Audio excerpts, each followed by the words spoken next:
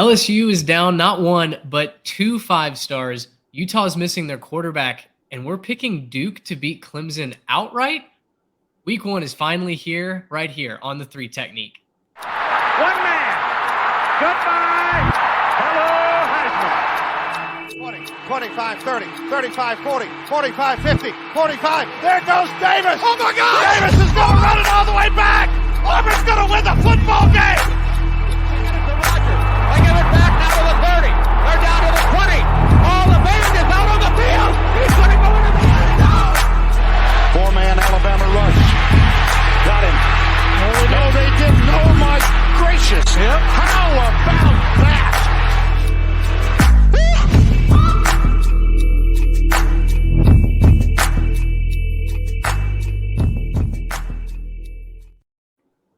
Welcome in, everybody. It is a 3 Technique, college football podcast at the intersection of the X's and O's and the Jimmies and the Joes. I'm Mitch Mason, joined by Trey Reeves, Garrett Turney. Fellas, week 1 is here. We have got a full slate of games, not just week 0 games, but big boy games. Although there's only one ranked matchup this week that we have to wait all the way till Sunday night to see, there are still a lot of quality matchups, a lot of questions that I think will get answered this week. And it is going to be a blast from Thursday night all the way through Monday evening. That's what's so special about week 1. We get a holiday mixed on top of it. Yeah, and it's games on games on games every single night. That's what my favorite thing about week 1. Thursday night, you got 2 or 3 games that I'm really, really excited to watch. Friday night, we've got a couple. Saturday, of course, is the full slate. And then Sunday, Monday, we've got the dessert, which is fantastic this year. So I'm fired up, guys. Week 0 was a great appetizer, but it's time for the main course. It's time for the dessert, and I'm ready for it. I couldn't be more excited. Yeah, it's been such a long off season. It's finally all the way back, right? We got the appetizer, like you were saying, Trey. We get 5 straight days of college football and legitimately great matchups, legitimately fun games to watch the whole time. It's going to be amazing. Obviously, there's some of the headliners, but there's some sneaky good games on here that most people aren't really watching, and I'm excited to talk break those down with y'all as well. Yeah, we've got Power 5, we've got Group of 5. I mean, we are going to cover it all. There are so many really intriguing matchups. I think ones that folks might miss because there isn't a ranked icon next to their name, right? And we're going to break those down in full. Of course, before we get there, big shout out to our partners first at the Transfer Portal CFB. If you were following along last week, week 0, we're pumping out a ton of content, whether it be pre-show rankings, whether it be recaps, headlines, and reviews, an article that we're writing here on the 3 Tech Pod that goes up on their website each and every week. Their Twitter accounts obviously are powered by No Context CFB, so one of the most popular Twitter accounts in college football is at the heart of it.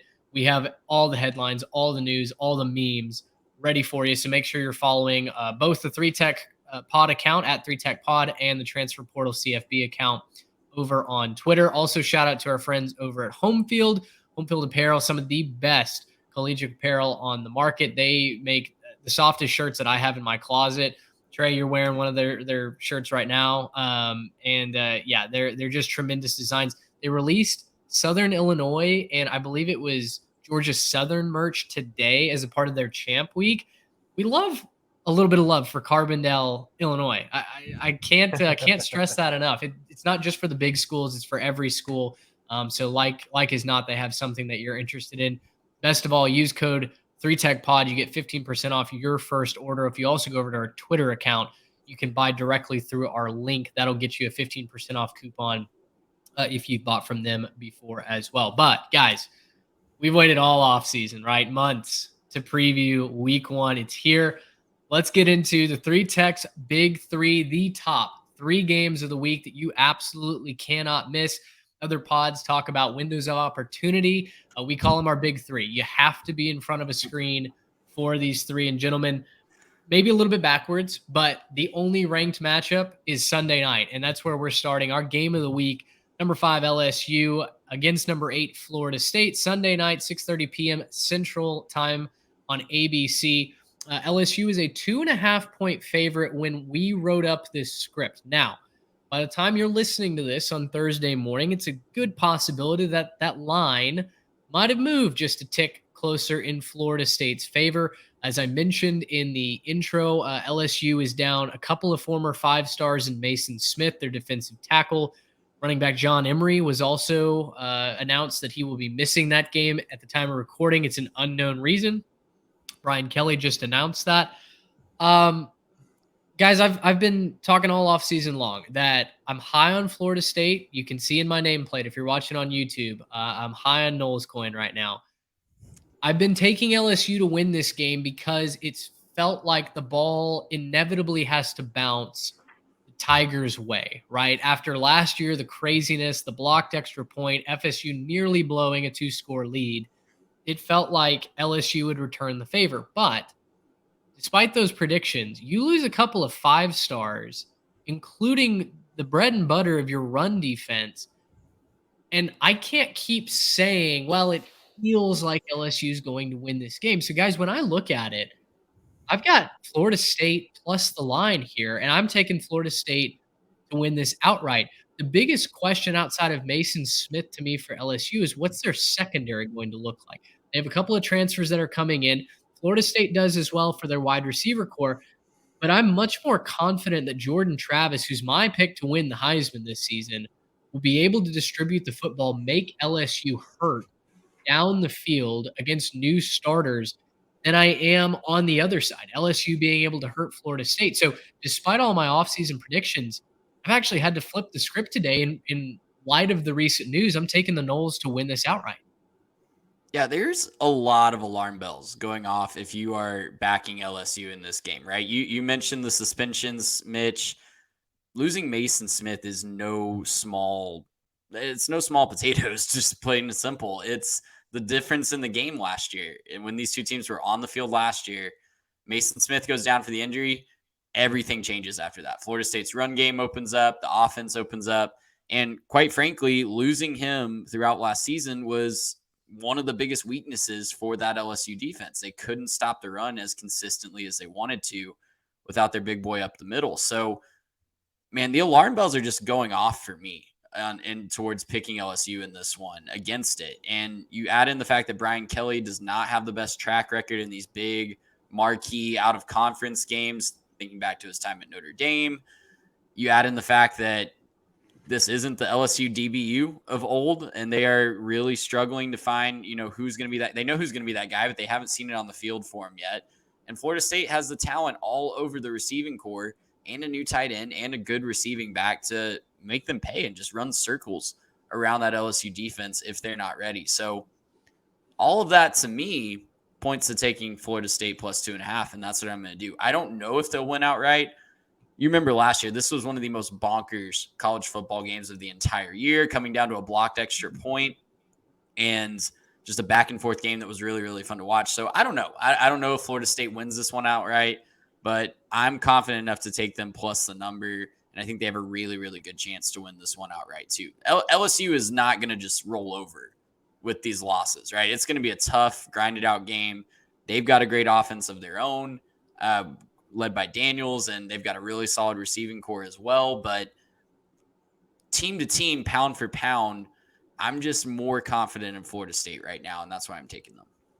Yeah, and for all the talk that the missed extra points getting from last year, people keep seeming to forget that it was a turnover on the goal line on the other side of the field that even set that up in the first place. So all it was hold on to the football, and the missed extra points is a moot point, right? You don't care about that anymore. So look, there was some sloppy play here or there from them the last year, but it was a great game, obviously. I think we're going to get another one of those great games again this year. You guys have pretty much said it at this point. I love what both teams are bringing back at a lot of different places. I think both teams bring back awesome experience at quarterback, awesome talent at quarterback, a couple of guys who we'll be talking about all year long. They bring back plenty of talent across the field, right? They got great run games. They're both going to be able to pass the ball pretty effectively, both going to be strong up front. My big concern is the LSU rush defense, like you were talking about, Trey. Like, it's all about the rush defense for LSU. Last year, they didn't do it. In their two late losses against A&M and Georgia, they let up over 250 in both of those games rushing. Can't do that. And if you're going to do that against Florida State, it's going to keep being bad for you, and you're going to keep seeing that things are going to go pretty poorly. So I have Florida State winning this game outright. I did pick them to go undefeated. I think they win this game, not necessarily comfortably, but I don't think that it ever feels like it's a back and forth. I think that they'll kind of get out front, not quite put them away at any point, and maybe play with their food a little bit before they're done. But I do think Florida State wins this one outright because they'll be able to run the ball. They'll be able to control the clock in these shortened games. And, they're going to be able to kind of have their way there, set up the play action, do a lot down the field, maybe hit them over the top with the inexperienced secondary. I just don't think the consistency is there for LSU right now on the defensive side. Now, again, I could be totally wrong. Everything could mesh just fine, but with players out and new faces and everything else, I'll take the experience and the stuff coming back more than I'll take the variables with LSU. Play this game in October, play this game in November. Maybe it goes LSU's way. Week 1, give me Florida State. The counterpoint for LSU, Tiger fans might be saying, hey, we hear you. Obviously, Jordan Travis is a threat through the air, but he's got to have time to pass. And LSU did get to the quarterback at a pretty good clip last year. Harold Perkins obviously coming off the edge. They add Omar Spates in the linebacking core as well. It's not maybe an NFL defensive line like we've seen, Georgia or Alabama roll out there, but LSU's defensive line will be really solid. I just happen to believe Florida State's offensive line is good enough to give Travis the couple extra moments to throw that football down the field. Florida State's should have a decent balance as well. They're going to be able to run the football. So I think, like I said, I think it just keeps stacking up in favor of FSU. Now, guys, we've taken one dog outright. All three of us agree. We go to a second one. I also tease this off the rip. Number 9, Clemson, 12.5-point favorites. They go to Duke Monday night, 7 p.m. on ESPN. This is the Labor Day special. Garrett, you have been high on the Blue Devils all season long, and you've been down on, or off season long, and you've been down on Clemson. I'll let you lead this off. You're really high on what the Blue Devils are going to be able to do at home. You feel like this line is kind of offensive.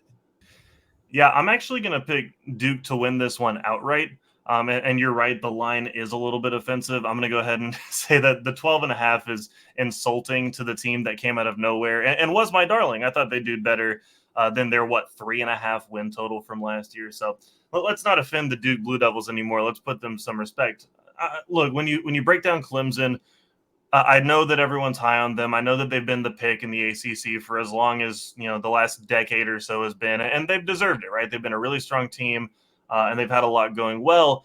Outside of Will Shipley, there's not a piece of the offense that I really trust for Clemson.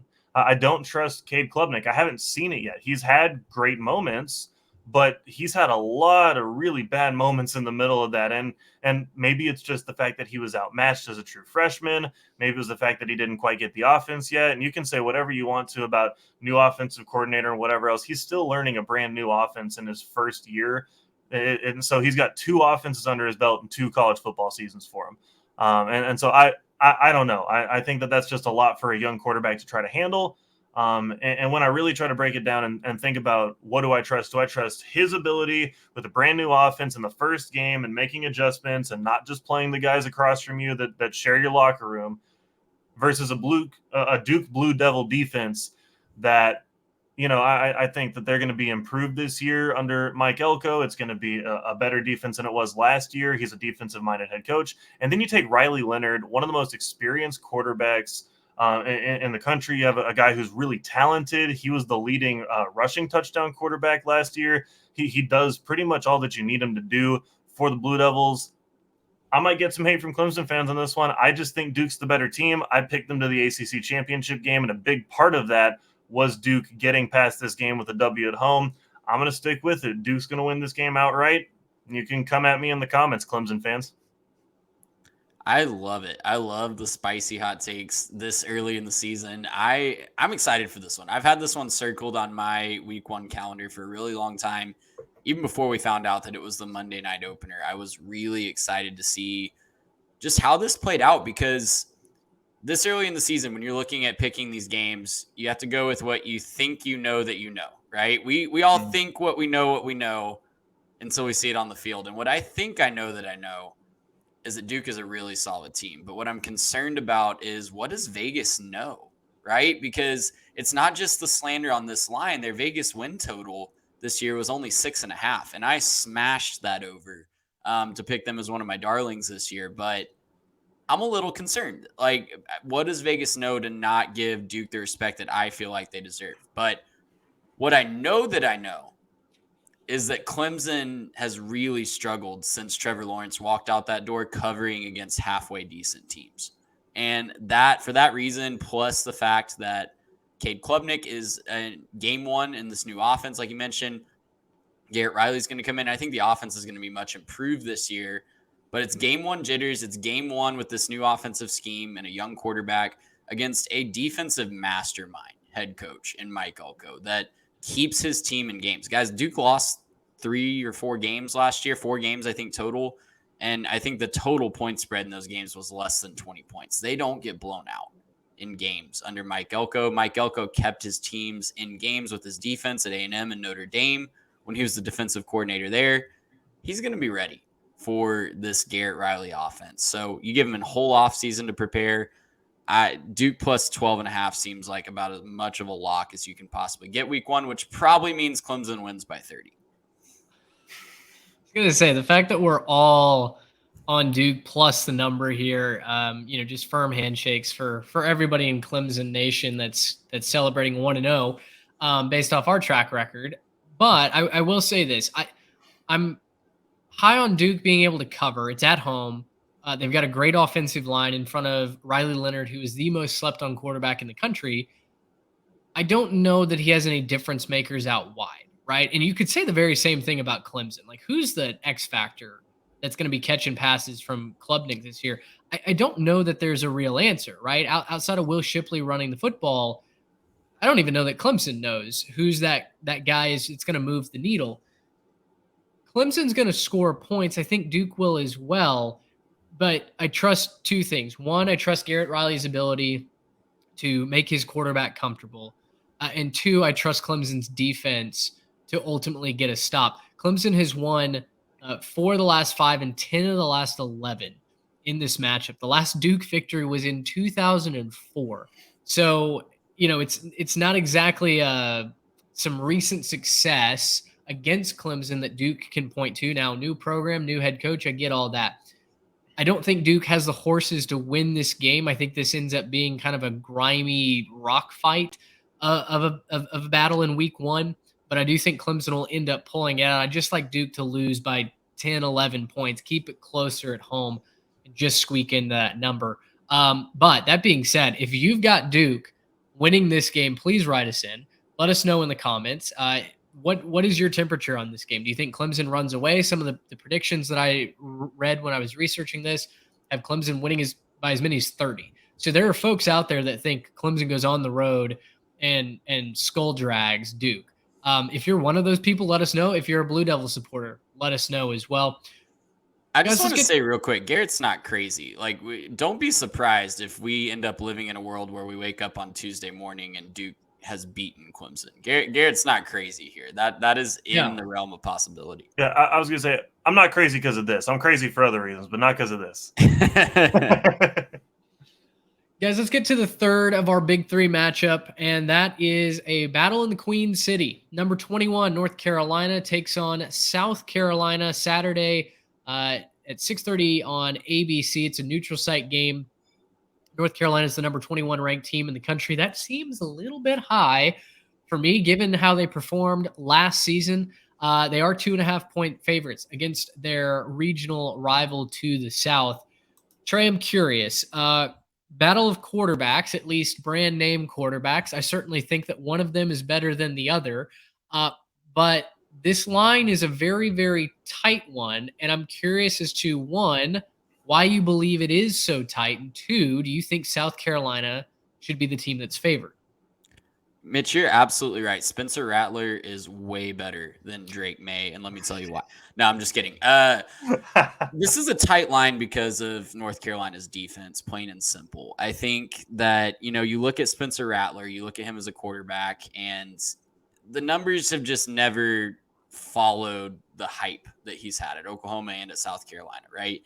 But he's had moments, and he's definitely had moments against susceptible defenses. So this is definitely a game where he could put up some numbers. He could put up some big numbers. He could keep the chains moving. He can put up a lot of points, especially if North Carolina's not ready to go from the word go for whatever reason.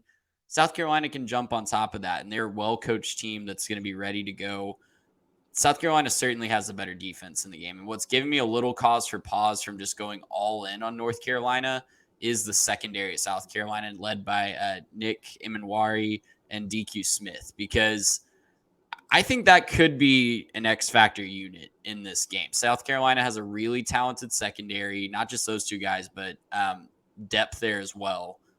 And Drake May down the stretch last year didn't exactly light the world on fire against more talented secondaries. So that's giving me a little cause for pause. Ultimately, I do think Drake May makes fewer mistakes, and that's going to ultimately lead to him leading the Tar Heels to victory. I'm going to take them -2.5, but there's going to be a lot of points scored in this game. Neither team is really lighting the world on fire. I'm really concerned about South Carolina's pass rush and where that's going to come from in this game.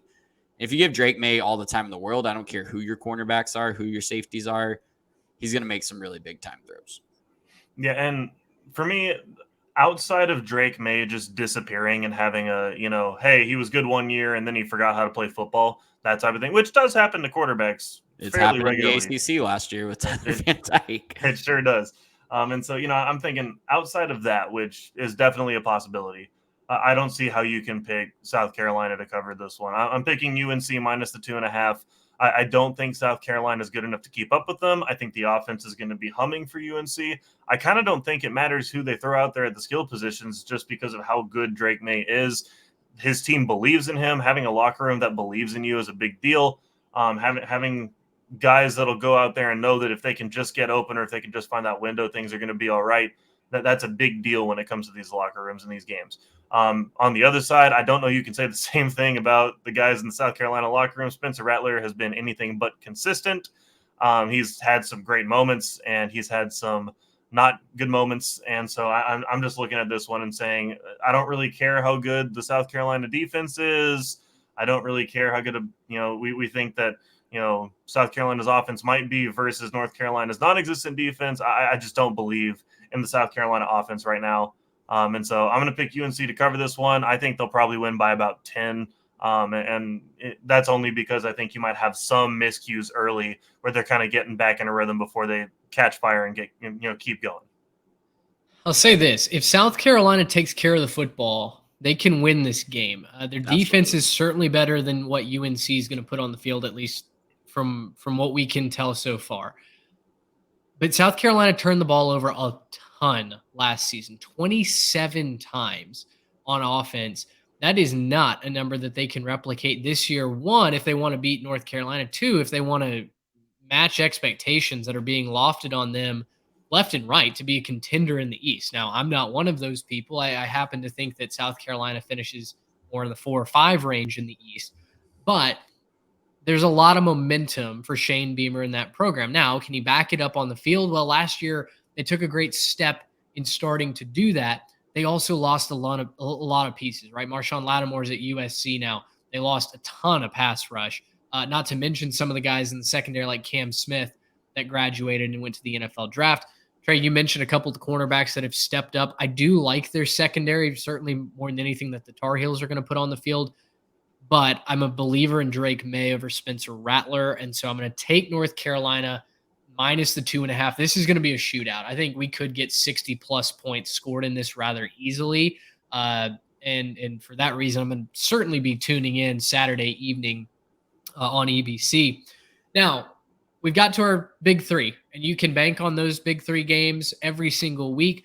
But we've also obviously have a lot of other football to cover as well. So for our get to a screen slate, these are games that we would strongly encourage you to be in front of a device to watch. And guys, we start with the game that everyone's waiting for on Thursday night, Florida at number 14, Utah.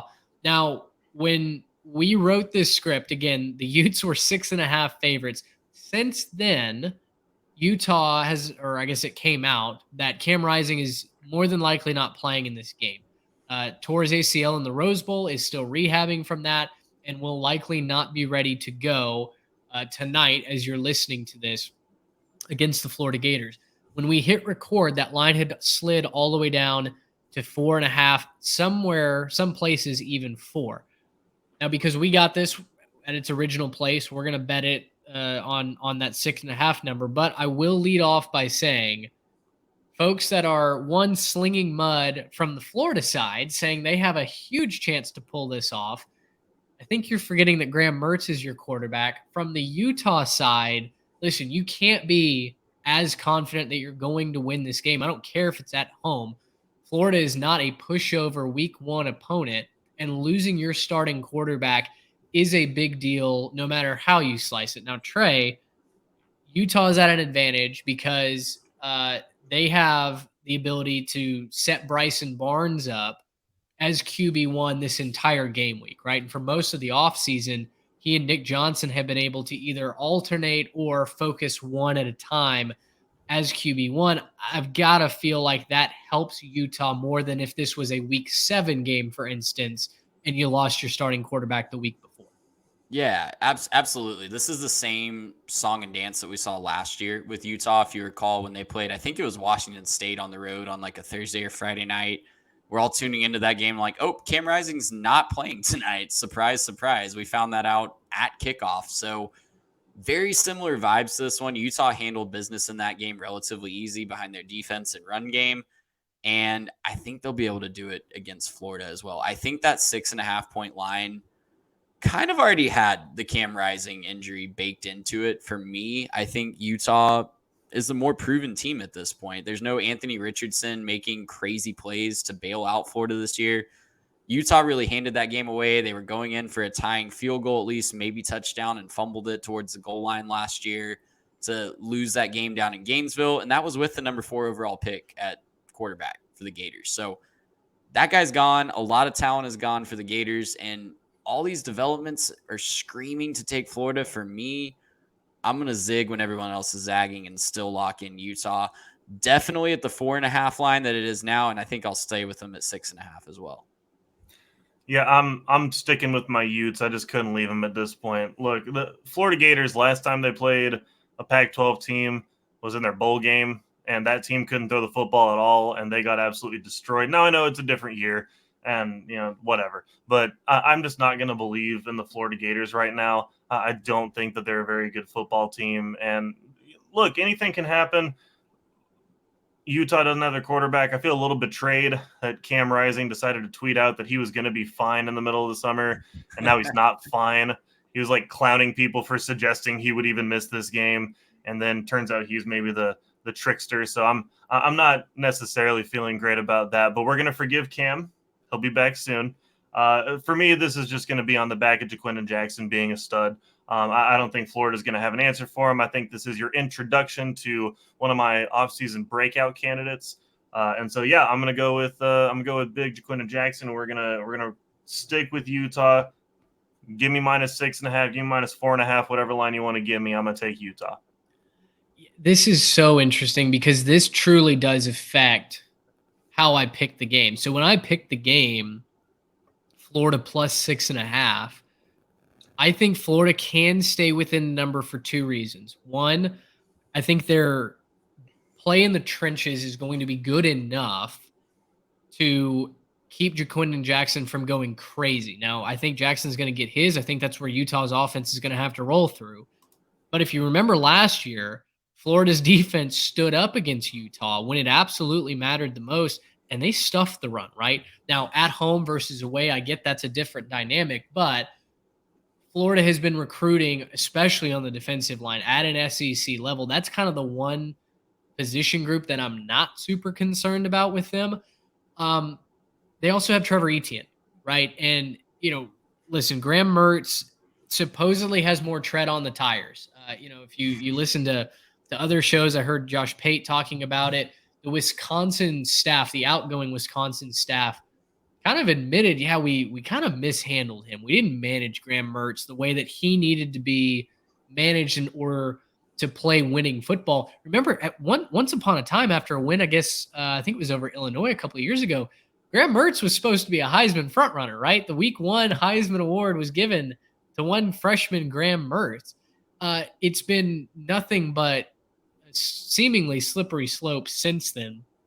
So I don't think necessarily that you're going to get a terrible performance from Mertz. I just don't know that he's a winner, a game wrecker at the level that Florida is going to need in order to be really, really good this season. But ETN is, and so I like Florida to keep this close. I think it's a little bit of a rock fight. If it's at 6.5, I think Florida can keep it within 6.5. If you take me all the way down to 4.5, I don't know. Maybe I'm more inclined to say Utah is the better whole team. Um, Regardless, I would not put money or nuggies on this No. game with a 10-foot pole. I mean, keep me Absolutely not. the heck away from this game from a betting standpoint. But Enjoy I'll it ride without that added incentive. Just enjoy the football game. exactly. I don't need any additive here. So I'm going to take Florida plus the points here. You guys are going to ride with Utah. I think Utah wins the game, but I think Florida keeps it maybe closer than what some folks are expecting. Guys, let's go to Fort Worth, shall we? Again, 160 degrees right across the Metroplex from where we're going to be taking in a little American football. Colorado at number 17, TCU. The Horned Frogs are 20.5-point favorites. This is a Saturday, 11 a.m. kick on Fox. Guys, Colorado's roster includes just 10 players who were on the roster in 2022. 10. It's been a total overhaul by Deion Sanders. Colorado's got a very talented roster. I will give you that. And Deion is one heck of a salesman. I even think there's a lot of merit in his coaching style. But to tell me that the vast majority and nearly every single starter on this Colorado team is going to be brand spanking new, and they're going to go in and compete against a TCU team that, sure, lost some pieces from last year, but also reloaded and also has guys that were on last year's roster that are ready to step up. I don't get that vibe. I'm not a Shedeur Sanders believer right now. He's going to have to prove a lot to me that he can step up and compete at this level. I am going to take Colorado plus the 20.5 because I think that's an outrageous number. And I think there will be some bumps in, guys coming in from the transfer portal on both sides. But to assume that Colorado's competitive in this game or could even win it's a bridge too far for me. Yeah, it's really interesting because the team talent composite for from 247 Sports came out today, and Colorado's number 35, which I think is higher than I was expecting. I know they brought in a ton of talent from the transfer portal, but they're 35th and better than I was expecting, but still not quite as high as what TCU checks in at number 19. People forget that TCU brought in a lot of talent in the portal this year, and they brought more proven on the field talent to me for my money than what Colorado was able to bring in. Talented guys, no doubt, in Boulder that I think are going to be really, really good for that program in the long term. But plain and simple, I think TCU is just leaps and bounds ahead of where Colorado is right now. So I'm going to take the big number at home. I think the heat's going to play a factor as well. I don't know that the guys from Colorado are going to be ready for this heat that we've been having in the Metroplex. So give me TCU minus 20.5, and I'm going to be pretty comfortable with that. Yeah, Trey, to your point on the talent composite, I was looking at that earlier too. The difference in the talent composite, I like to look up and look down if you're talking about the talent in the teams. If Colorado looks up to TCU and they look down the same distance, it's West Virginia. So that's the difference in terms of roster points and where they are. So they are about a West Virginia behind TCU. So look, I mean, it is what it is. Colorado's looking in the right direction. I think we've been extremely clear about this. Colorado is going to be better than they were last year. Colorado's going to have something to watch. It's going to be fun. I was talking with a guy today at work, and he was asking about what's going on with Colorado and, like, do you actually think they're going to be any good? I said, look, I don't think they even care if they're all that good. They're going to be flashy and relevant, right? They want to win, but Colorado's going to be a team that matters, and you're not going to be able to just say, oh, so Colorado, that's obviously a win, the same way that you're going to do this year with teams like Cal and Stanford in that conference. So, I think that's going to be fine for them. But TCU, like, this is the team that was just in the national championship game. Don't pay attention to the results in that game. That they're getting their quarterback that won the battle last year over Duggan and then got hurt. He's coming back. You got loads of guys coming in the wide receiver room. And so I'm optimistic. I think things can go really well. I'm excited. And so, I think TCU is going to go ahead and go and win this one by more than the 20.5. And I wouldn't be a very good resident of Tarrant County if I wouldn't pick the TCU Horned Frogs. So give me TCU, sticking with the boys over here on this side of the Metroplex. Horned Frogs is going to roll this one. I get stuck on that number because while yes, Colorado is a country road away from TCU as far as roster talent, they're still supposed to be one of the best collective units in the country. And so for that reason, I'm going to ride with the number. But I will say, guys, just as a final remark here before we move to UTSA and Houston, one of these teams won 13 games and made it to a national championship last year. One of these teams won a single game. So, listen, it's not entirely the same roster at all, but this Colorado program has to figure out how to win, and it does not start in week one, in our opinion. Did you mention your note, Mitch? How many guys are left over from that roster last year? I did. I think a couple times 10. Okay, hard to build a winning football. Sure we got that in there. I railed on USC last year for the amount of transfers that they brought in with Lincoln Riley, and listen, was it kind of right? Did they compete for a national championship? No. Did they prove me wrong as far as the win total? Yes. Maybe Colorado does that this year, but I do stand firm on the fact that Colorado, like USC, has to learn how to win in the biggest games. USC did not do that last year. Colorado won't this year either. Look, Mitch, you're totally right. Lincoln Riley and Deion Sanders are the same guy in terms of offensive masterminds and coaching prowess and all that, right? They might dress the same, or they might, have similar levels of swag, but Lincoln Riley's a much better offensive coach than Deion is. So we'll see what Coach Prime can pull off. But he's got a far cry before he starts touching what Lincoln Riley can do on offense. So I bet Deion can make a better brisket, though. That's my money. That's probably definitely true. I think I can make a better brisket than what Lincoln's known for. Guys, let's go down south, right? Let's go to UTSA and Houston, sticking in Lone Star State, Saturday, 6 p.m. on FS1. Garrett, why on earth is this line at UTSA -1.5? Because Houston's defense is terrible. I don't know what to expect from their offense, and I do know that UTSA should be pretty darn good. Now, I know Zachariah Franklin is gone to Ole Miss. I get that, but UTSA still has a number of weapons and an improved defense from a season ago. Why? What am I missing? I don't know. It's got to be maybe that they're maybe both teams have smaller than you'd expect fan bases, so they're just trying to draw money out. Maybe nobody's really paying attention to this game because neither of these teams are historically massive brands. End of the day, I think UTSA is the kind of secret, be quiet. This is the team to look out for.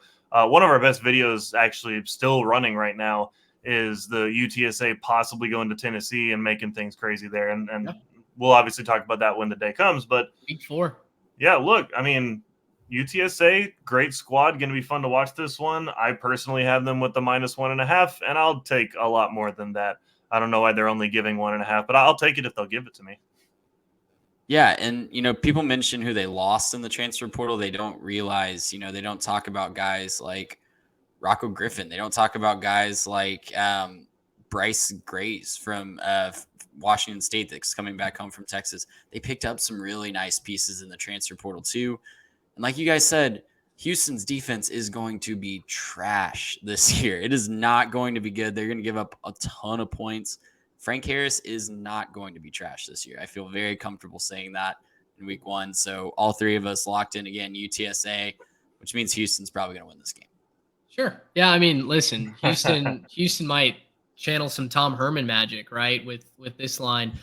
What I'm just stuck on is UTSA is a favorite from the group of 5 to go to a New Year's 6 game. Houston is a favorite to not even make a bowl game. So you're asking me with this line to just pick a winner. And for me, I can't give it to Houston, even though they're at home. I think UTSA can win this one comfortably, especially if that defense for the Cougars doesn't show up. I don't know how you're going to stop Frank Harris. So give me the Roadrunners. We're all taking the Roadrunners. So once again, congrats to Houston in This is advance. a pro Meep podcast. I want to say it once again for all the people in the back. We absolutely are big UTSA fans. Guys, let's go out east now. And this line, from what I've been hearing on Twitter, is also insultingly large, but I'm going to lean into it. Penn State, the 7th ranked team in the country, hosting West Virginia Saturday night on NBC. This is a 6:30 kick in the Central Time Zone. I'm on record. Penn State's one of my playoff picks. They're my number 2 seed. They're my Big Ten champion. I don't know how hypocritical I would look if I said that they struggle with West Virginia. You know, you could try to make a moment and make a case that West Virginia competes in a rivalry game, and well, it's a fresh slate and they're fresh out of, spring training, right? Everyone's going to go 162-0. You're led by Neil Brown. Your quarterback's Garrett Green. Your defensive line is not all that. Your secondary is even worse than it was last year. Penn State rolls -20.5. I don't really have much else to say. I just switched my pick in this one, and I'm going to tell you guys why. Neil Brown's going to do some crazy, stupid stuff this year, and I'm scared that that's going to influence the line on this game. Look, I'm talking going for it on ridiculous 4th downs. He's going to be running fake punts. He's going to be, calling it like a middle schooler on Madden. And I don't know if you guys have ever played a middle schooler in Madden. It is dangerous when they just run 4 verts the entire time. For sure. And they hit a couple of them, and all of a sudden you're not winning by as many as you thought you were, and you have to really clamp down. So Penn State is by miles and miles away the better team in this game, but Neil Brown doing just some crazy stuff is really scaring me. So I'm going to take West Virginia +20.5. Trey, you got an experience to tell us about a middle schooler kicking your tail on Madden recently? I'm kicking my tail, but they keep it closer when they just do the stupid stuff. That's what I was going to say. Do we need a support group for this or something?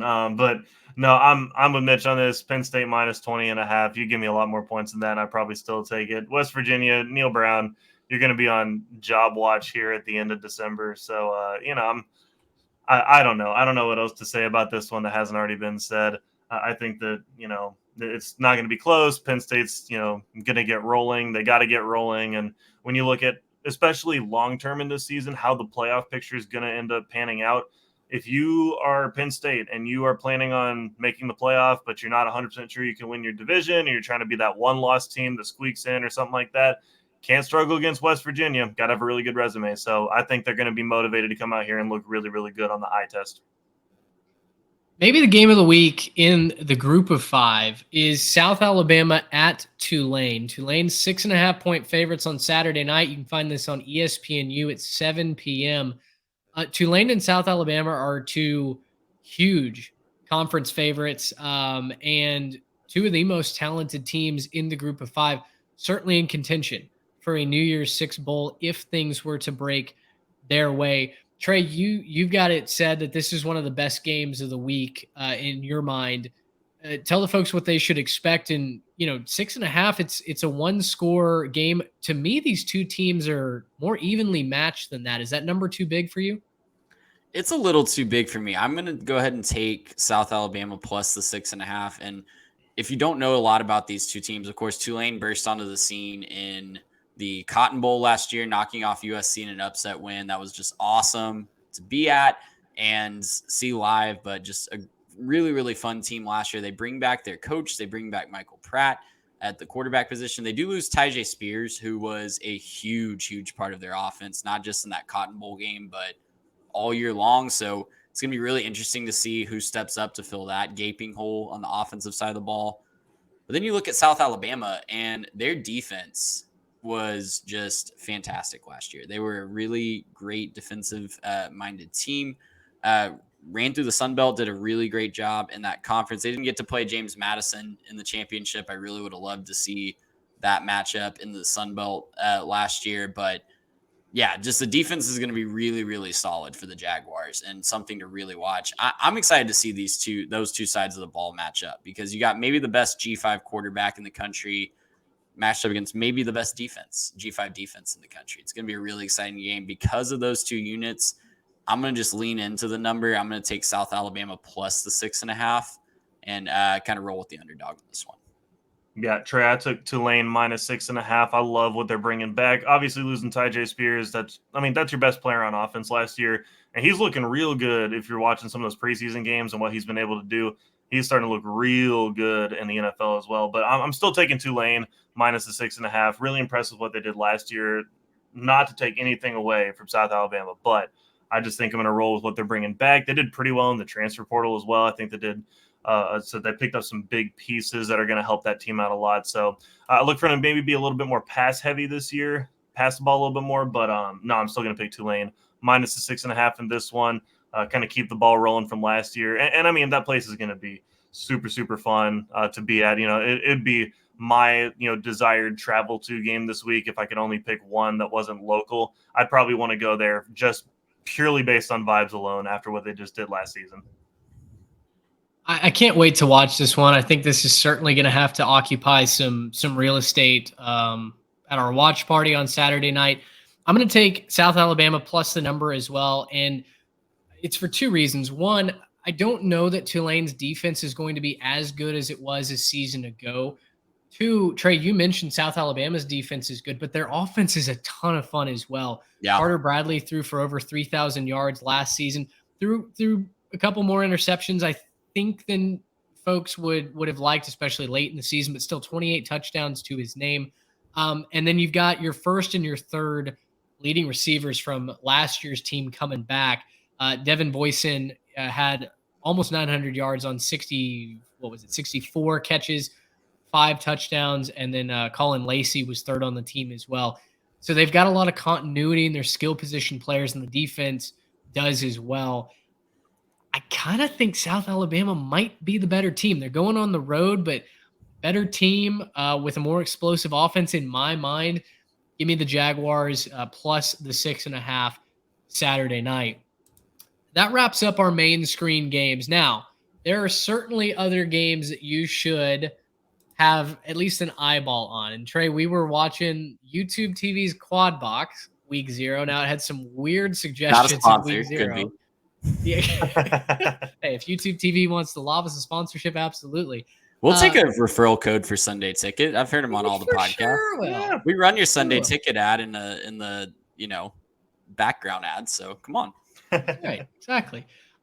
So with that being said, our quad box worthy games, and these will be quick hitters, but we've got several. First of all, if you heard the podcast about a month ago, Bobby Wilson from TNT College Football Podcast was on. A big UConn believer this year. He has the Huskies going 8-4. That 8-4 campaign in his mind starts this Thursday, 6:30 p.m. on CBS Sports Network. They host the Wolfpack of NC State, who are 14.5-point favorites. Guys, Brennan Armstrong takes over quarterback for the Wolfpack, coming over from the University of Virginia, the left-handed slinger. So NC State's offense should be good. My question is UConn complete enough to, one, keep this a game, or two, spoil everything for the Wolfpack to start the season? Yeah, I think that they are. I picked them to go plus 14.5. I think that this is maybe on upset alert. I wouldn't necessarily quite put it there. I don't think that they're going to beat NC State, but for me, the 14.5 is a massive line for a team that really needs to prove it on offense in NC State. Look, I wasn't impressed with them last year, and you can blame all sorts of stuff if you want to, but Brennan Armstrong had a really great year a couple years ago, not so good last year. And so I guess we'll have to wait and see which version of Brennan Armstrong we get. Defense should be great, but I'm going to go ahead and say that UConn covers the 14.5 until NC State can prove it to me on offense. Now, they could come out there, rattle off a couple touchdown drives in a row, and I'm eating crow, but until they do that, I can't believe in what the Wolfpack can do on offense. I'm going to go the other way here. I am quietly starting to think this could be the year after the year for NC State, if you know what I mean. Like, we were all really high on them last year. Injuries really derailed that season, took away that it could have been something special. I love the Brennan Armstrong pickup, and I love that they're bringing his old offensive coordinator, Robert Anai, with him.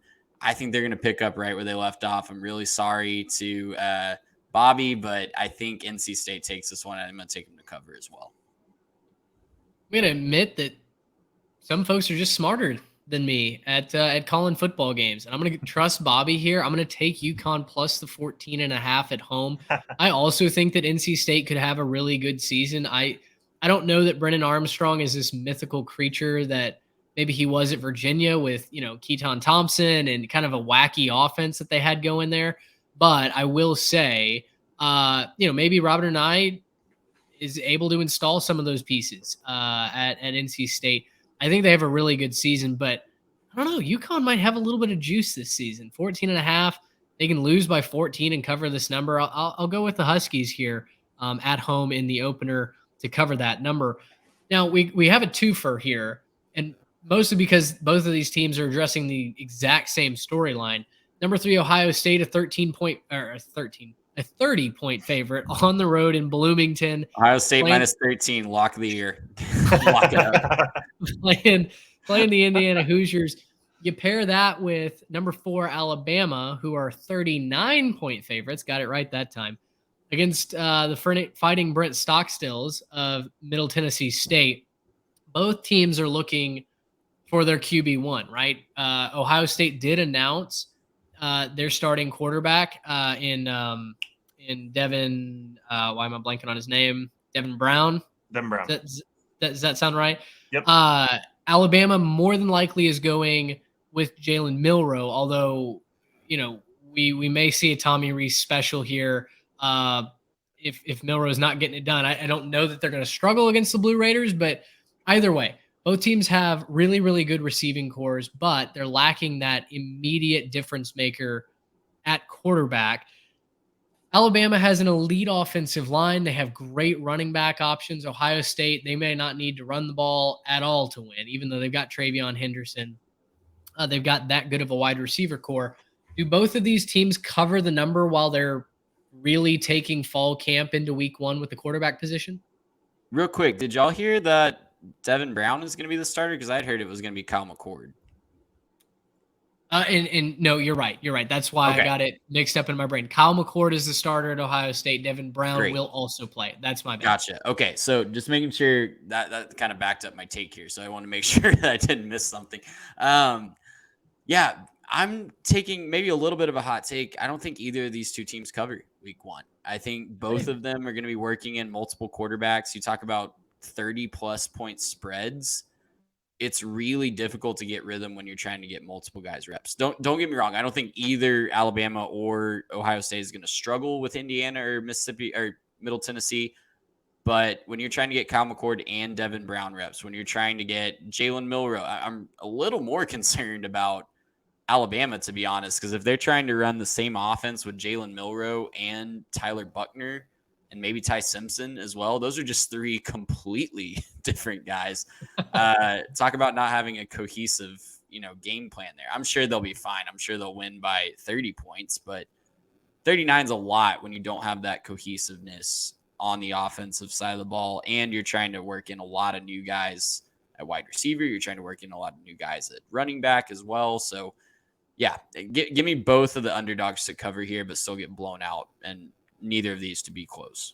Yeah, Trey, I don't even know if it's that hot of a take. I mean, for both these teams, you want to see the quarterbacks develop some, chemistry with the receivers. You want to see the defense come out with a solid shutdown performance. I know there's some question marks on defense for both teams, but I think if you can do that as Alabama and Ohio State, you end up feeling good about yourself at the end of the day. But if you can't do that, you're maybe a little bit close to where some of the USC fans are right now, where they're maybe a little bit in the woe is me. I was talking to some of them in the comments, and they were definitely lamenting their performance week 1. You'd hate to see that from an Alabama and Ohio State as well. So play some good defense, get some chemistry going, win these games handily.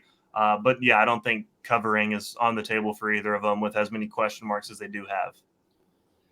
Indiana's really bad, and I don't know a ton about the Blue Raiders this season. I missed their projection last year. I said they weren't even a threat to make a bowl game, and then they went and curb stomped Miami at home. But Alabama could run the ball every single time, and I think they would cover that number against the Blue Raiders. So I'm actually going to take both teams to cover. I don't know that Indiana is going to score very much, and Ohio can put up 30 plus in their sleep, even with quarterbacks that aren't necessarily elite. All right, last 2 games here: Coastal Carolina at UCLA and Fresno State at Purdue. UCLA is a 14.5-point favorite Saturday night on ESPN. That's a 9:30 kick here in God's time zone. Fresno State, Purdue is a Saturday 11 a.m. Big Ten Network special. Guys, I kind of think that there's going to be a lot of offense in both of these games. So whether you're a Big Ten fan or a future Big Ten fan, maybe tune into these contests. Coastal Carolina's still got Grace McCall in his 18th year of eligibility, it feels like. And I don't think UCLA is going to play very much defense this year. Meanwhile, the air raid is being installed at Purdue. And, listen, I know Graham Harrell's collegiate career hasn't really done much since he left the playing ranks, but he does have Hudson Card slinging the rock. I think this is going to be a ton of fun. I think Coastal can keep it close with UCLA. I think Purdue has a chance to put a lot of points on the board, which we're not used to seeing them do. Yeah, I'm taking the over in both of these games. I think the Coastal UCLA one's sitting at 66 right now. Purdue Fresno State one is sitting only at 47.5. I'm starting to get a little excited about the Boilermakers. I think Hudson Card and Graham Harrell could be a really, really fun pairing. I'm starting to think that they'll have a really fun offense this year, a little different than what they've had in the past. Also a defensive-minded head coach for the first time in a long time at Purdue. So it'd be just really interesting to see how those minds meld. I don't know that I think UCLA could be suffering from a little bit of the Ohio State and Alabama syndrome as well, because they're going to be playing multiple quarterbacks as well. I was really bummed that Dante Moore didn't win the starting job outright, but it sounds like he's going to play a lot. It sounds like they're going to maybe play up to 3 quarterbacks in significant time on Saturday. So to me, give me Coastal Carolina to cover that spread. They're too talented on offense to take lightly, and I don't think UCLA is quite there on defense just yet in week 1. And give me Purdue to win this one outright and also cover that 3.5-point spread. Yeah, Trey, I'm going to agree with you right there. A couple of really fun games to watch. I'm going to go ahead and put UCLA on upset watch here. I think that they could really sort of struggle while they're trying to figure stuff out in the post-DTR, post-Zach Charbonnet era.